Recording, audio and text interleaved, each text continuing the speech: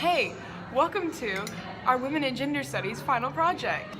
In this project, we're going to be discussing several different pieces of art from Abby, Anna Catherine, Bailey, Hannah, Philip, and Stephanie. We decided to analyze the art based off how it relates to feminism and if it is or isn't feminist, and how it relates to what we've learned throughout the course this semester. So let's take a look at a couple of the works that we analyzed.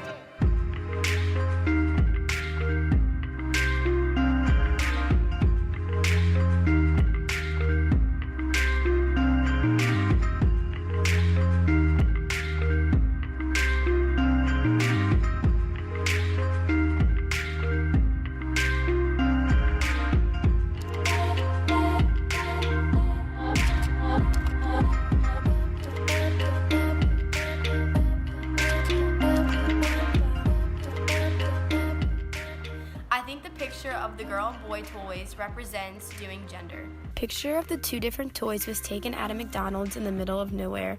Considering the picture was taken at a fast food restaurant shows that you can see gender all around you. The pictures of the toys that little kids receive after ordering off the kids' menu. The girls' toys are all from the movie My Little Pony and consist of ponies with pink, yellow, and rainbow hair. All of these qualities in the toys are inscribing the female gender.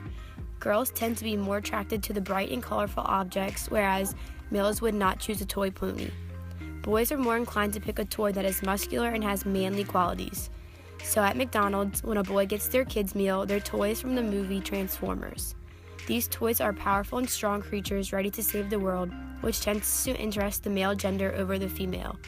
By giving either a boy or girl toy to the children, McDonald's has forced many children to adapt to their gender stereotypes.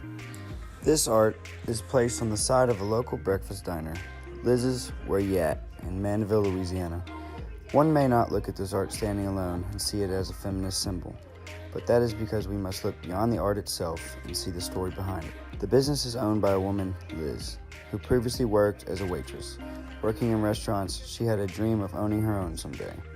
She worked and saved for 15 years before she finally had enough money to open a restaurant of her very own. I think this is an inspiring story of a woman working hard to make her dreams a reality in a business sphere predominantly populated by men. My public art goes against feminism by putting pressure on guys to ask girls to dances and expecting them to do so in an extravagant way. This public art can be found off of I-10 in Slidell, Louisiana. Spray painted on the side of the overpass is Caitlin Marie, prom. Some bypassers might think this is a cute gesture, which it is. However, it is also projecting the idea that males should go above and beyond in extravagant ways on asking females to dances. Females are not expected to do the same in return, and as a result, it is going against what feminism stands for. This form of public art would be an example of feminism if the concept of asking someone to a dance was normal for both girls and boys to do, and the pressure wasn't placed primarily on males. This form of public art can be found hanging up in a house just like many other Saturdays are for the boys or SAFTB propaganda. This catchphrase originally related to sports events which take place on Saturdays that mainly gain the attention of men. However, it has grown to be a very popular joke amongst college males. Some of my guy friends overuse this saying, and whenever girls try to joke around and say things such as Fridays are for the girls, they freak out. It almost acts as an excuse for boys to have a good time without any repercussions. Also, it is basically broadcasting that boys deserve a day all to themselves. Overall, it is a great example of inequality of genders. This sign is hanging on the wall outside of a camp by a girl. Philip chose this picture because he feels it represents feminism, but not in the conventional sense.